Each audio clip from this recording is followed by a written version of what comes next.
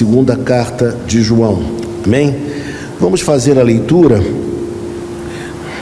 Eu quero convidá-los a lerem comigo, todos já estão acompanhando também aqui na projeção.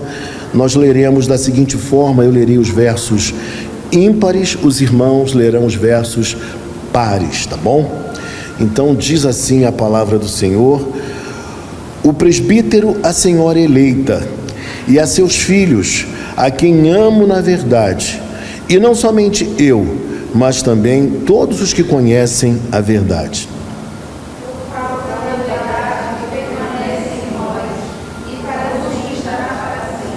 A graça, a misericórdia e a paz da parte de Deus Pai e de Jesus Cristo, o Filho do Pai, serão conosco em verdade e amor. Fiquei sobremodo alegre em ter encontrado dentre os teus filhos os que andam na verdade, de acordo com o mandamento que recebemos da parte do Pai. E agora, senão, ora, peço-te, não como se escrevesse mandamento novo, senão o que tivemos desde o princípio, que nos amemos uns aos outros. Que andemos segundo os seus mandamentos. Este mandamento, como ouvistes desde o princípio, é que andeis nesse amor. Amém, nesse amor. Porque muitos enganadores têm saído pelo mundo afora, os quais não confessam Jesus Cristo vindo em carne. Assim é o enganador e o anticristo. Cautelai-vos para não perderdes aquilo que temos realizado com esforço, mas para receberdes completo galardão. Todo aquele que ultrapassa a doutrina de Cristo e nela não permanece, não tem Deus. O que permanece na doutrina, esse tem tanto o Pai como o Filho. Se alguém vem ter convosco e não traz esta doutrina, não o recebais em casa, nem lhe deis as boas-vindas. Porque aquele que lhe dá boas-vindas faz-se cúmplice das suas obras mais. Ainda tinha muitas coisas que vos escrever, mas quis fazê-lo com papel e tinta, pois espero ir ter convosco, e conversaremos de viva voz, para que a nossa alegria seja completa. Todos juntos. Os filhos da tua irmã eleita te saúdam. Amém. Vamos orar mais uma vez. Senhor Deus e Pai, queremos te agradecer pela tua palavra, pela oportunidade que temos de expô-la. Que o Senhor possa falar ao nosso coração e edificar a nossa vida nesta manhã. É o que nós te pedimos, Pai. E desde já te agradecemos, porque o fazemos em nome santo de Jesus Cristo, o teu Filho amado. Amém. Irmãos, 2 de João, juntamente com 3 de João, são os dois textos menores de todo o Novo Testamento. Então são os menores textos do Novo Testamento. Vocês viram que em poucos versículos nós concluímos a leitura do mesmo. Seria importante dizer a vocês também, porque é uma pergunta que todos se fazem quando olham para o texto: quem é esse presbítero? Porque o texto está dizendo que o presbítero. Obviamente, segundo o nosso entendimento, os estudos profundos, embora paire mais recentemente alguma dúvida, mas os teólogos mais conservadores, os estudiosos, eruditos, entendem que o presbítero é justamente o apóstolo João. João, o apóstolo do amor, o mesmo autor de 1 de João e também de 3 de João e também dos evangelhos. Então, João, o apóstolo do amor, é o autor desta carta. Então é importante que se diga isso. Outra coisa muito importante da gente explicar inicialmente é que o texto vai falar, no versículo 1, de uma senhora eleita. E aí também surge mais uma questão difícil, porque uma boa parte dos eruditos tem o entendimento de que essa senhora eleita é justamente uma mulher, seria de fato uma mulher. Mas, em contrapartida, os melhores teólogos, no meu convencimento, eles entendem que essa mulher eleita, essa senhora eleita, é na verdade a própria igreja. Então é uma igreja local, E João, na verdade, quando fala que quem escreve é o presbítero, é porque ele sabia naquele período que ele seria identificado como autor da carta. Não pairava dúvida para os seus ouvintes primeiros, tá? Então isso é importante que se diga. Outra coisa interessante também de falar é que esse texto, ele foi escrito entre 85 e 95 da nossa era, da era cristã. Então foi quando o texto ele foi escrito. E aí surge uma outra pergunta necessária. Por que João escreve essa carta? Por que João redige essa carta? É a grande pergunta que todos nós nos fazemos e nós queremos entender por quê. Eu diria para você que, inicialmente, o problema encontrado aqui e que João tenta esclarecer é o mesmo problema existente na primeira carta, a questão dos gnósticos. Mas ele, mais de perto, ele vai cuidar da questão da hospitalidade. Naqueles dias era muito comum que missionários, pessoas viajassem e encontrassem abrigos em casas, em igrejas que na época se reuniam em casas, e pessoas da igreja abrigavam esses missionários. E dá para você imaginar que assim como viajavam missionários verdadeiros, também falsos profetas viajavam, buscavam abrigo, e por vezes com uma falsa credencial, para encontrar assim um lugar de acolhida. Esses homens, eles não iam com as melhores motivações. A motivação primeira era justamente de se alimentar, encontrar um lugar para ficar e depois também sair dali com algum dinheiro, com alguma coisa que pudesse ser importante financeiramente para eles. Então, havia também essa motivação. Mas a grande motivação desses homens era de disseminar, de espalhar, de divulgar a falsa doutrina. Esse era o grande objetivo deles. Então, quando João escreve para alertar a igreja e para ensinar a igreja como lidar com questões assim. Até que ponto vai a hospitalidade cristã? E aí, quando você olha para o texto diz assim: o presbítero, a senhora eleita e a seus filhos. Então a gente entende que a senhora eleita era uma igreja e seus filhos são o quê? Os membros dessa igreja, a quem eu amo na verdade. Nós vamos verificar aqui nesse texto, queridos, preste atenção nisso, que é importante. Toda hora essas expressões, amor e verdade, vamos encontrar isso seguidamente no texto, e você vai entender por quê. E o texto fala para nós que ele, o apóstolo João, ele amava a essa igreja, como também amava aos seus membros, é o que o texto quer nos dizer. E isso é importante que a gente entenda, porque todo aquele que nasceu de novo, todo aquele que é nova criatura, ele não consegue deixar de amar. Então, o amor é algo próprio do cristão, e ele se relacionava com as pessoas, com as igrejas, em amor. A base do relacionamento de João com as pessoas era a base do amor. Não desse amor que a gente vê nas telas de televisão, não esse amor de Hollywood. O amor que nós nos referimos aqui é justamente um amor prático, um amor que na verdade ganha concretude no dia a dia das relações. Portanto, o apóstolo amava a seus discípulos, o apóstolo amava a igreja, o apóstolo amava os crentes. E aí o texto diz que essa relação de amor, ela tem como base a verdade. Porque todo aquele que conhece a verdade, ele ama, e todo aquele que ama, ele se relaciona com o outro com base na verdade. Uma relação transparente, uma relação sincera, permeada pelos valores da palavra de Deus, das Escrituras Sagradas. E na sequência, ele vai dizer assim, versículo de número 2: por causa da verdade que permanece em nós e conosco, estará para sempre. Por causa da verdade que permanece em nós e conosco, estará para sempre. No versículo de número 2, João vai dizer algo que você sabe e que eu sei também. Uma vez que nós fomos impactados pela verdade de Deus, essa verdade permanece em nós e ela ficará conosco por todo sempre, não será uma coisa transitória, uma coisa durante algum período de tempo, não.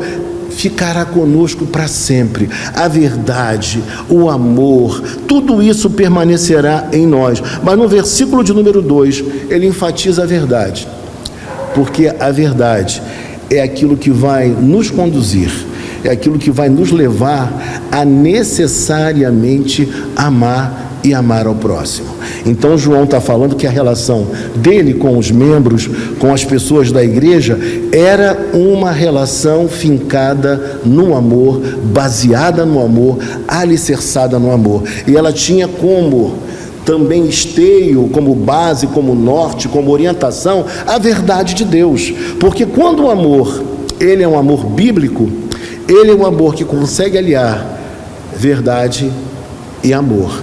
Não há como o amor estar lá em cima e a verdade lá embaixo. O amor lá em cima e a insinceridade campeando. Então, quando há amor e verdade, eles estão perfeitamente equilibrados. Por que isso?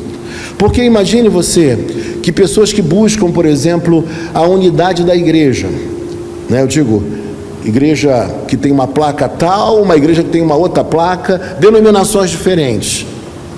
Por vezes essas pessoas, nesse afã de buscar essa unidade, elas barateiam a verdade.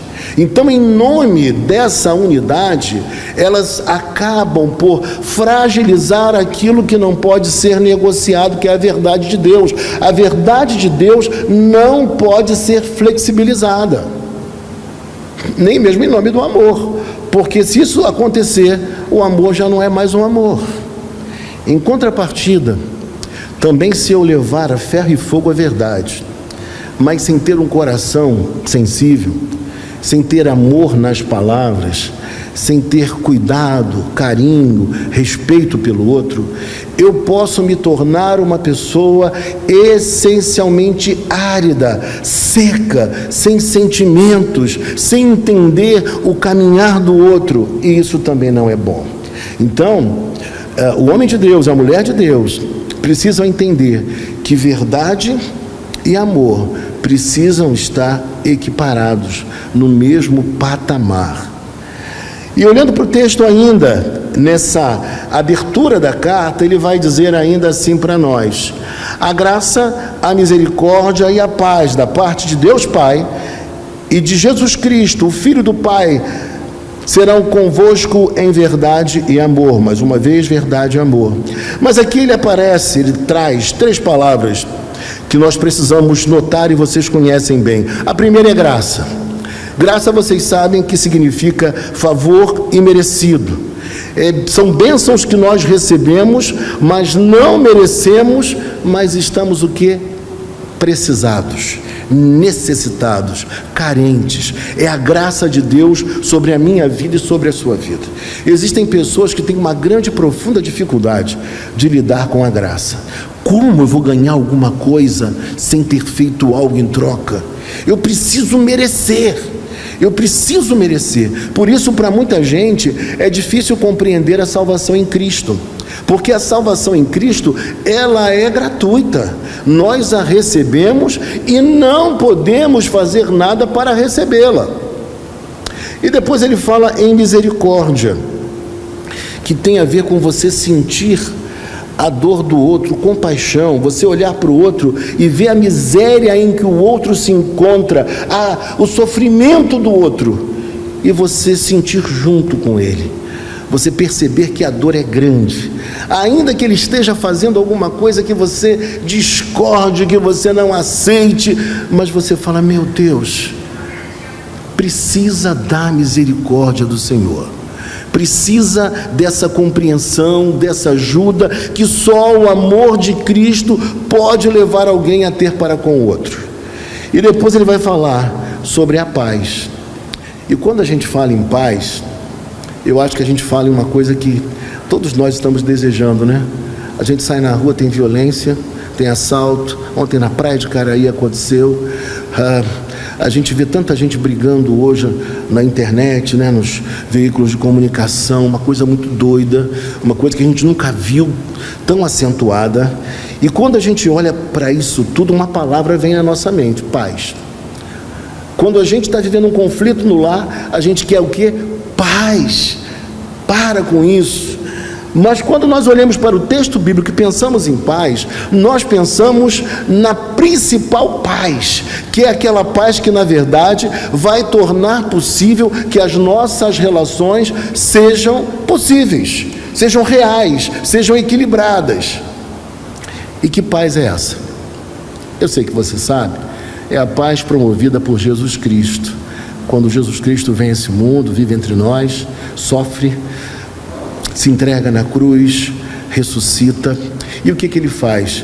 Ele promove uma paz que nós não poderíamos conquistar por nós mesmos.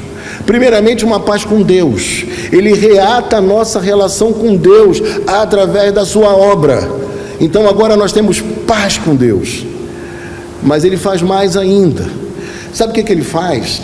Ele faz também com que nós tenhamos paz com o outro. E quando você está numa luta, numa guerra, num embate com outra pessoa, e você não é disso, você não gosta disso, a coisa que você mais anseia qual é? É estar em paz, em acertar o problema e voltar a viver em paz com o outro. Esse é o nosso grande desejo. E em terceiro lugar, a paz que ele também produz em nós é uma paz que talvez seja uma das mais sonhadas por todos. É a paz conosco mesmo. Existem pessoas que vivem, mas elas não conseguem parar consigo. Elas não conseguem desligar os dispositivos de comunicação para ficar consigo mesmo e pensando na própria vida, no coração, nas emoções, nos propósitos existenciais. Ou seja, a pessoa não tem paz. Mas quando Jesus Cristo, ele nos salva, ele entra na nossa vida, ele traz paz na nossa relação com Deus Pai, ele traz paz na nossa relação com o próximo e ele traz paz para a nossa própria vida. E tendo paz, a gente vive a nossa vida de maneira equilibrada.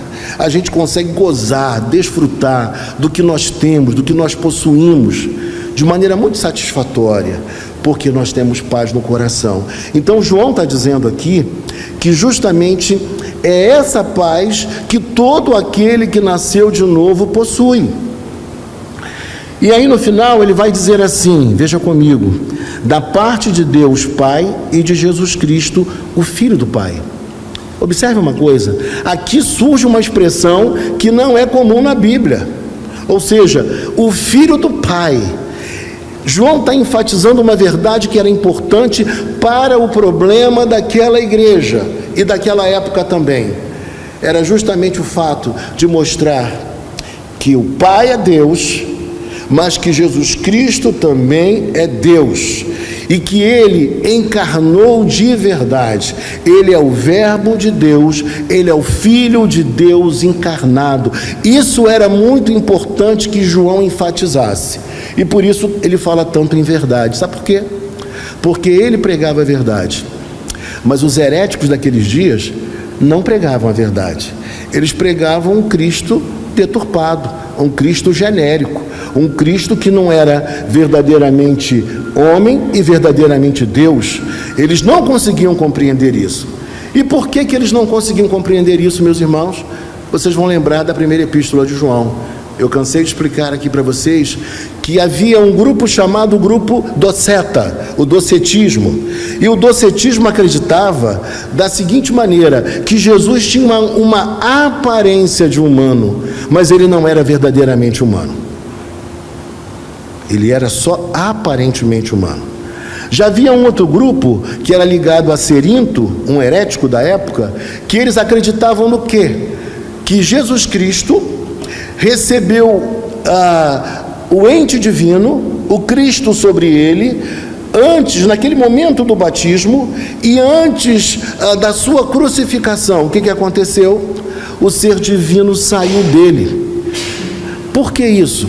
Porque eles não conseguiam compreender como Deus, tendo toda a glória, pudesse vir e encarnar. Porque eles eram gnósticos, eles dividiam o mundo, eles achavam que a carne, o corpo, era mal, mas o espírito era bom. Então, como o ser divino poderia encarnar? Não pode. Então, eles tentavam encontrar uma solução e uma resposta para isso. Mas eu queria dizer para você uma coisa nesta hora: se Jesus não fosse plenamente humano, o sacrifício dele não seria eficaz para nos salvar. E somente sendo Deus para fazer o que ele fez, da forma que ele fez, morrendo e ressuscitando. Então esse era um grande problema que eles estavam vivenciando ali. E para João, esses assuntos não são de menor importância. Para o homem do século 21, esses assuntos aparentemente não fazem sentido, porque a correção teológica, a doutrina, o ensino, para o homem não faz muito sentido. O que o homem quer hoje é a solução dos seus problemas imediatos. O que o homem quer hoje é sair da igreja pulando, dando glória a Deus, e somente isso. Ele não quer um impacto maior que venha mexer com a sua vida e com a sua história.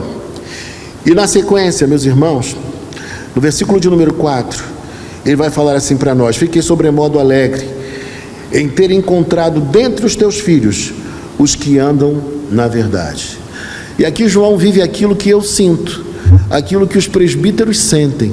Olhe para cá e perceba uma coisa: a nossa maior alegria como pastores, como presbíteros, é quando nós vemos bem, filhos na fé, os nossos irmãos em Cristo, eles caminham bem, quando eles estão levando, como eu chamo, uma vida bonita, quando eles estão dando testemunho, quando eles estão vivendo a beleza da palavra de Deus. Quando isso acontece, algo necessariamente acontece comigo e com os demais irmãos que são da liderança da igreja. Qual é o sentimento? Um sentimento de alegria.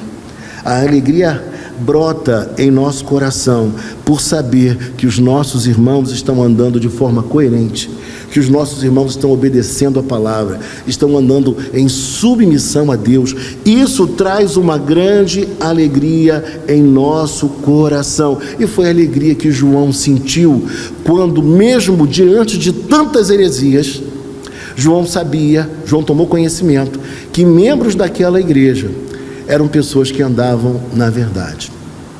Isso é muito bom. Talvez você pensasse assim até hoje: poxa, seria bom ter vivido a época da igreja primitiva. Oh, que igreja maravilhosa, dirigida pelos apóstolos. Isso sim que era igreja. Ou então, que coisa linda, uma igreja dirigida pelo apóstolo do amor, o apóstolo João. Que coisa boa. Qual a ideia que a gente tem? É que tudo lá era perfeito, que tudo lá era correto, que não havia problemas relacionais, que não havia problema com filosofias equivocadas, que não havia problemas entre lideranças. Mas não era assim. E quando a gente entende que não era assim a verdade daquele relacionamento, daquela igreja, daquela realidade, a gente entende uma coisa difícil de ser aceita, mas importante da gente compreender. Tanto ontem como hoje, igreja sempre será um lugar onde nós teremos problemas. Não existe uma igreja sem problemas, mas o fato da igreja ter seus problemas, dos irmãos terem os seus problemas, isso não deve nos levar a uma inércia no afã de melhorar, de corrigir, de nos aperfeiçoar. Então isso é importante que se diga. Pode haver problemas, mas nós precisamos orar e trabalhar em prol de que as coisas se ajeitem, se acertem, porque isso é um papel de pessoas inteligentes e de pessoas coerentes. E quando olhamos para o texto ainda, ele vai dizer assim para nós, veja comigo o versículo de número 4, diz assim: fiquei sobremodo alegre em ter encontrado dentre os teus filhos os que andam na verdade, de acordo com o mandamento que recebemos da parte do Pai. E qual é o mandamento que nós recebemos da parte do Pai, queridos? Amar uns aos outros. Porque quando nós amamos uns aos outros, dentro dessa perspectiva bíblica, todos os pecados que nós conhecemos, lá nos 10 mandamentos, por exemplo, eles não vão acontecer com muita facilidade. Se a gente ama, a gente não vai querer se apropriar dos bens do outro. Por mais que o outro tenha muitos bens, a gente não tenha quase nenhum. Se a gente tem amor, a gente não vai querer se apropriar da mulher do outro. Porque a mulher é do outro, nós temos a nossa mulher. Então, é importante que nós entendamos a verdade que ele está tratando aqui como fundamental e prática. Nunca aquilo que a Bíblia escreve é algo somente para a eternidade e para o céu. Mas ainda quando fala sobre a eternidade e o céu, isso tem impacto na minha vida e na sua vida também. E olhando para o texto ainda, veja comigo. E agora, Senhora, peço-te, não como se escrevesse mandamento novo, porque na verdade não era mandamento novo, o amor já estava no Antigo Testamento, estava, por exemplo, lá em Deuteronômio capítulo 6, versículo 5, que fala sobre o nosso amor para com Deus, acima de qualquer outra coisa, e também em Levítico 19, 18, que fala sobre o nosso amor ao próximo. Então já estava no Antigo Testamento, não era algo tão novo assim, muito pelo contrário, era algo sabido, mas era algo impossível de ser praticado por um homem da antiga aliança, porque ele não tinha o coração ainda transformado, ele não tinha Jesus Cristo ainda na sua vida, mas nós podemos viver essa qualidade de amor. E aí, quando a gente percebe nesse texto, a gente percebe que o amor não é uma boa ideia, o amor não é opcional, o amor não é algo que você pode exercer ou não exercer. Não cabe, estou sentindo e não estou sentindo. Hoje eu quero amar, mas amanhã não quero mais não. Depois de amanhã eu volto a amar. E se eu cismar de novo, eu não volto mais a amar. Eu sou senhor do meu querer. Eu sou senhor da minha vida. Isso não tem cabimento com a base bíblica, com o amparo bíblico. No amparo bíblico, o amor é mandamento. O amor é uma ordem, é um imperativo. Nós precisamos amar de verdade e com essa qualidade de amor abnegado, de amor que é entrega, de amor que é doação. É esse amor que ele nos convida e também nos ordena a viver. Verso 6: e o amor é este, que andemos segundo os seus mandamentos.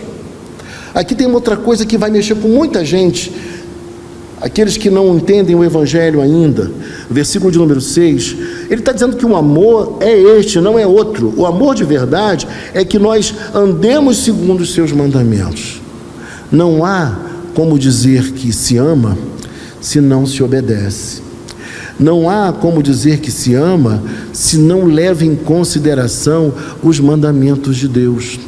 Segundo a palavra do Senhor, quando alguém age assim, na verdade, ela está denunciando com a vida que ela não ama a Deus, que ela nunca conheceu a Deus, que ela não teve ainda esse entendimento espiritual. Essa pessoa não teve ainda o entendimento espiritual, porque amor e obediência também trabalham de maneira unida. Assim como a verdade não pode ser divorciada, separada do amor, da mesma forma a obediência. Todo aquele que ama, ele obedece, e ele não sente que os mandamentos de Deus sejam penosos ou pesados. Ele encontra alegria na lei do Senhor. E eu dizia para um irmão ontem à noite, em conversa, eu dizia para ele: que coisa boa é a liberdade que Cristo nos dá, né? A gente pode viver essa liberdade em Cristo, estar em casa, assistir um programa de boa qualidade, porque programa de boa qualidade a gente deve assistir, seja ele secular ou não, ou evangélico ou não, mas programas de boa qualidade, isso é salutar. E a gente ter essa liberdade em Cristo de escolher o que é bom, o que não é bom, de escolher aquilo que não vai acrescentar para nós. E eu assistia um grande músico que ele também fala sobre a vida prática, né? Não só da música, ele dizendo que tem um programa hoje passando na televisão, que lá na Holanda ele chegou somente ao 2º ano, e aqui no Brasil esse programa, por incrível que pareça, já ultrapassou 20 anos, o que demonstra que há o que? Popularidade, que há público para assistir esse programa. E a gente fica pensando, lá o programa chegou no 2º ano, que já passou dos 20 anos.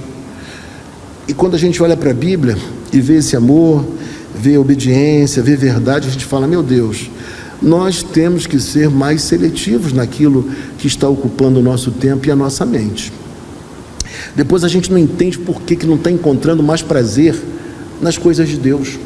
Não sente mais alegria de levantar a mão e cantar e adorar, se você é afeito a fazer isso. Outros não, ficam mais assim, mas também estão adorando a Deus com toda a beleza, com todo o coração.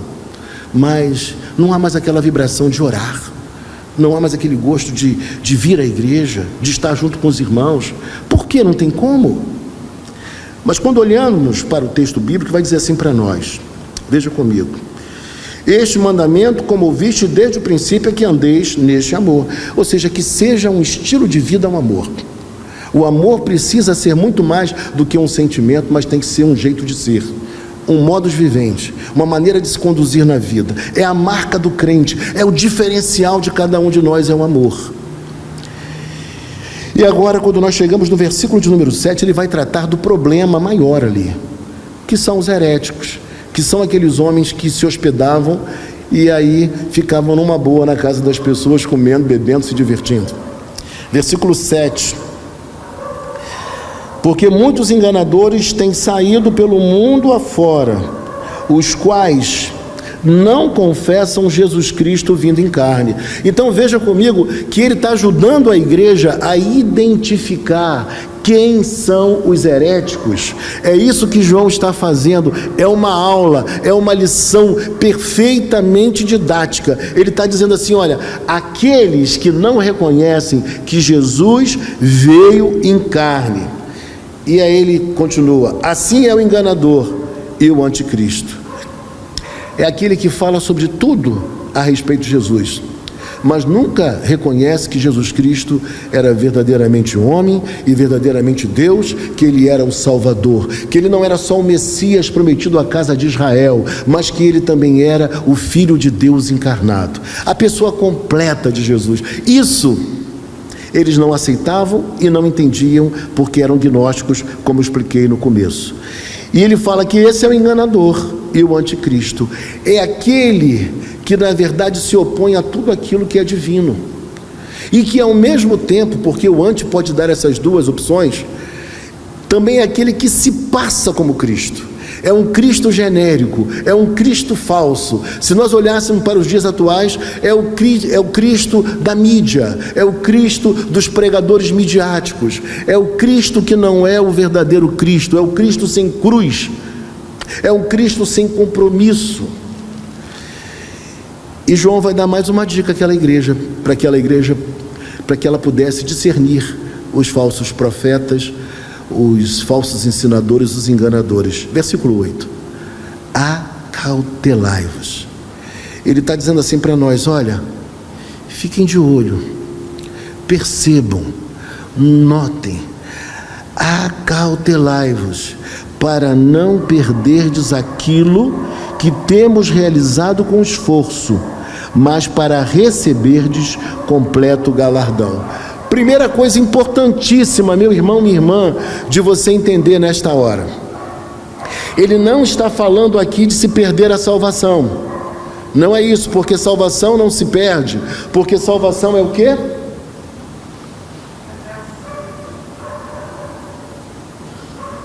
Salvação é pela graça de Deus, mediante a fé. Perfeito? Então salvação não se perde. Não é disso que ele está tratando aqui, mas ele está dizendo que todo o trabalho que ele e os demais fizeram em prol do Evangelho, isso pode não redundar num galardão lá na frente. Sabe por quê?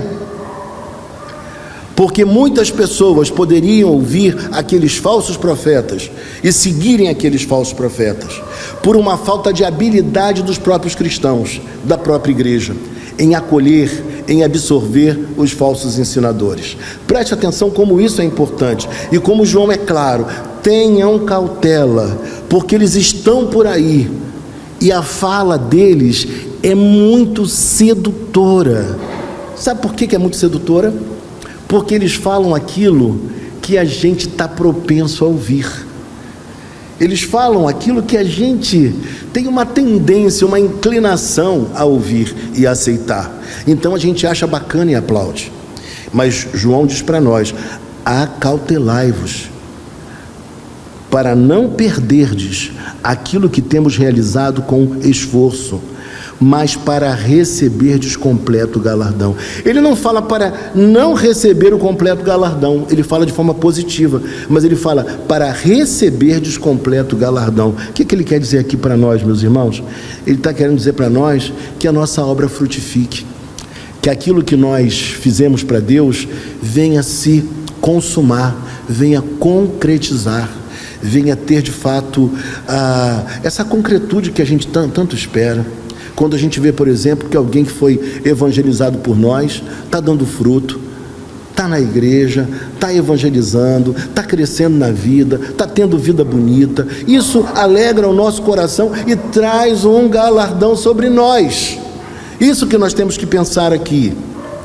Mas João prossegue ainda dizendo: todo aquele que ultrapassa a doutrina de Cristo e nela não permanece, não tem Deus. Duas coisas importantes até aqui. A primeira delas, ele fala todo aquele que ultrapassa. Sabe por que ultrapassa? Porque os gnósticos, eles acreditavam que eles tinham um conhecimento que só eles possuíam, porque eles faziam suas contemplações espirituais, eles chegavam a uma conexão com o etéreo, que só eles conheciam aquilo e mais ninguém conhecia. Então eram verdades próprias deles e que os demais cristãos não conheciam. Então João fala: olha, cuidado com essa história de ir além, muito cuidado com essa história de que tem algo novo. Meus irmãos, nada é novo.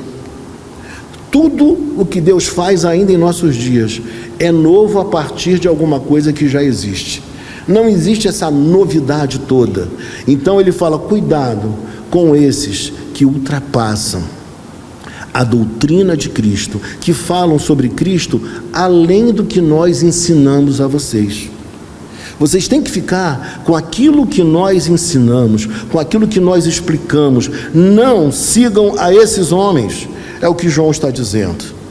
E ele diz mais: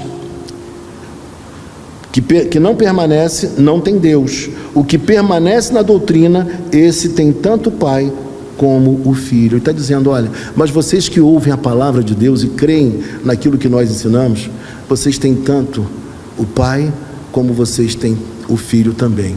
Então João está querendo mostrar para aquela igreja que ela precisava crescer no conhecimento. Porque às vezes, irmãos, os heréticos são os caras mais legais que a gente conhece.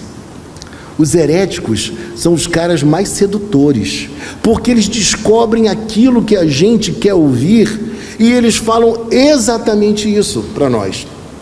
E a gente cai. Eles são muito inteligentes, eles não são bobos. E na sequência, se alguém vem ter convosco e não traz esta doutrina, e não traz aquilo que eu ensinei, que Jesus Cristo é o Verbo de Deus, ele é verdadeiramente homem e verdadeiramente Deus, não o recebais em casa. Se lembra no início nós falamos que as pessoas eram recebidas em casa, acolhidas?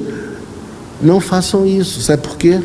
Quando você acolhe um herético, você está dando o aval àquela pessoa. Quem olha e vê, pensa que você de fato concorda com ela. E ela às vezes usa até o seu nome para dizer: não, meu amigo, a gente é amigo, parceiro. Só que o que eles ensinam está completamente distorcido da palavra de Deus. O que nós temos que fazer por essa gente que é herética? Confrontá-las biblicamente, orar por elas na esperança que elas se convertam, mas nunca fragilizar a verdade, flexibilizar a verdade em nome dessa comunhão, em nome da unidade. Não podemos fazer isso jamais. E é isso que ele diz: não recebam em casa. E hoje, quando a gente pensa em casa, né, a realidade agora é outra. A gente liga a televisão e parece que está recebendo em casa, né?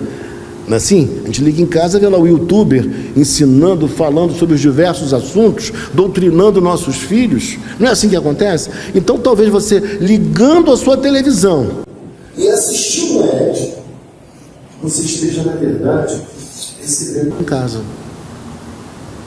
abrindo a porta da sua casa para que alguém fale bobagens, ensinos equivocados para os seus filhos. Ou até mesmo aquela posição assim, não, nesse ponto aqui eu concordo com ele, foi muito bom o que ele falou. Só que ele tem esse ponto que foi bom, mas o restante, a maior parte, ele está completamente equivocado em coisas que nós não podemos aceitar de forma alguma. João está preocupado com o destino eterno dos irmãos. João está preocupado com a vida espiritual daquelas pessoas. E essa deve ser a preocupação de todo verdadeiro livro. Porque ele lê, ele ora, ele estuda, ele tem uma compreensão e ele é capaz de identificar quando as coisas não são acertadas teologicamente e biblicamente.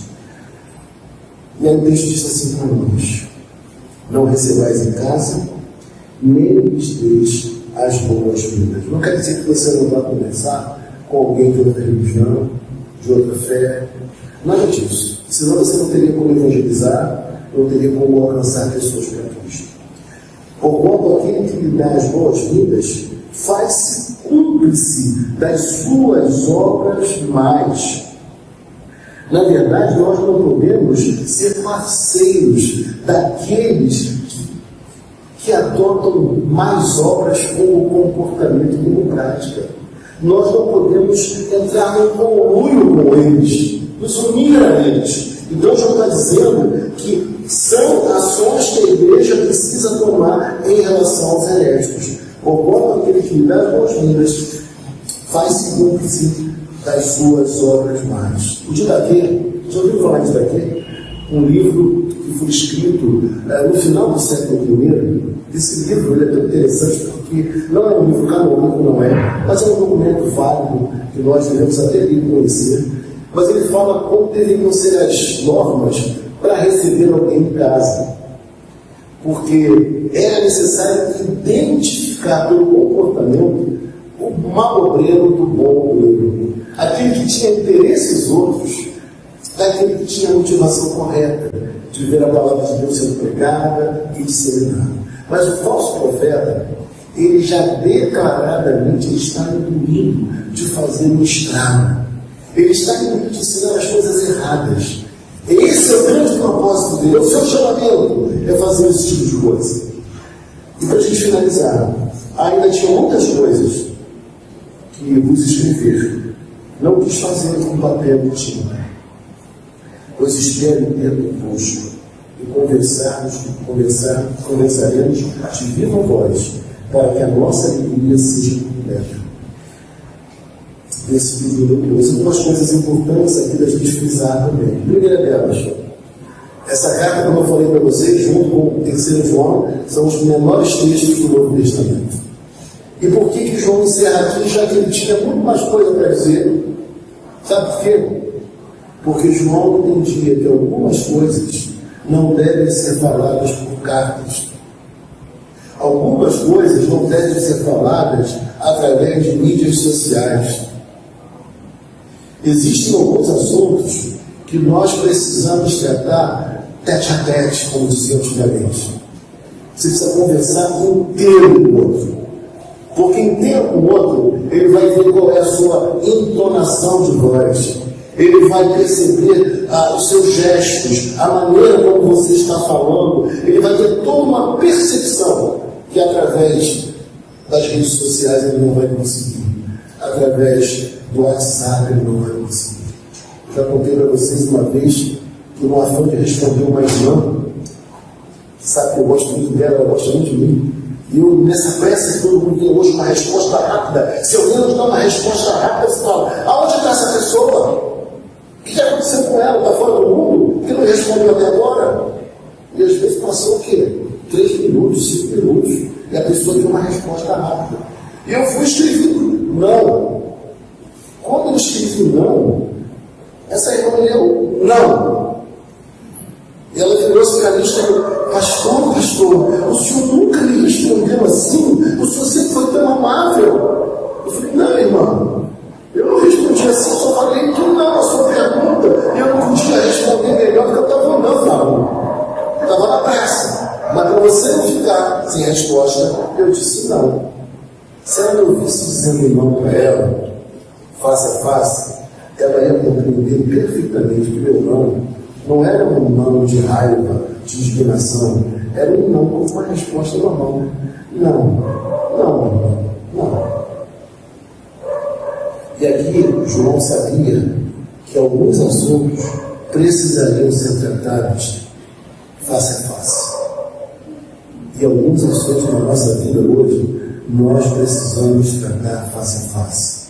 E talvez pela pressa, por essa sociedade rápida e imediatista, a gente não faça aquilo que deveria ser feito.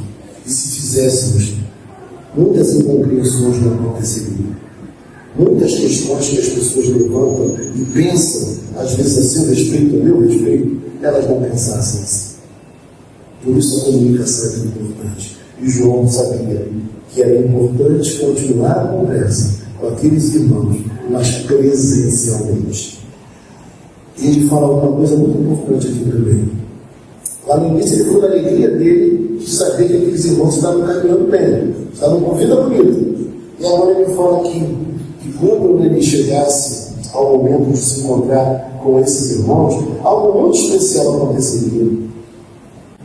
Veja só, a parte final do versículo 12.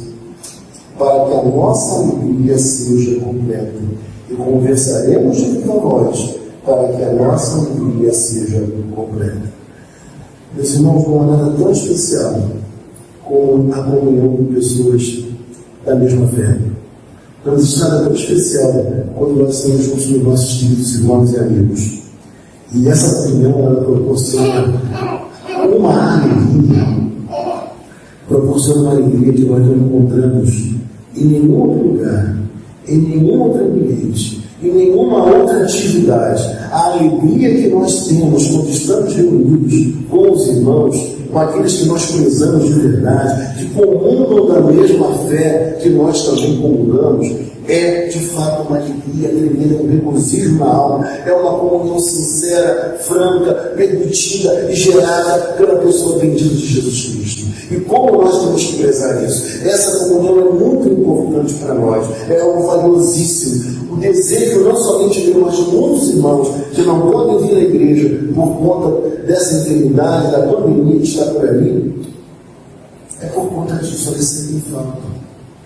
A mídia, ela atenua a distância. O culto, o Zoom, a internet, o YouTube, mas nada se compara ao encontro presencial, à comunhão dos santos. Você olhar no olho do outro, expressar carinho e afeto, dar um abraço, dar um beijo. Isso não tem como nós fazermos de forma virtual. E como nós temos uma relação tão profunda, quando isso acontece, é algo maravilhoso e salutar para a nossa espiritualidade. E aí, por fim, ele diz: os filhos da tua irmã eleita te saúdam. Ele está dizendo: olha, os irmãos que estão no jogo, eles também estão mandando saudação a vocês. Eles também estão expressando carinho e afeto para vocês. Porque nós somos um grupo, nós somos uma família. E quando a gente consegue vencer as heresias, os maus pensamentos, as coisas que tanto nos apaixonam nesses dias, que nos seduzem tanto, e nos voltamos para o Evangelho, para esse amor, para essa verdade. Meus irmãos, sentimentos novos ressurgem dentro de nós, uma alegria irrompe dentro do nosso coração. A gente festeja, a gente se alegra, a gente se anima, a gente encontra esperança para com a vida, porque Jesus Cristo vive em nós e essa comunhão ela é propiciada pelo Espírito Santo de Deus. Irmãos, que nós possamos viver essa qualidade de vida espiritual, porque não tem preço. É algo maravilhoso, mas todo o preço já foi pago por Jesus Cristo, nosso Salvador, para que pudéssemos ter essa qualidade de vida espiritual.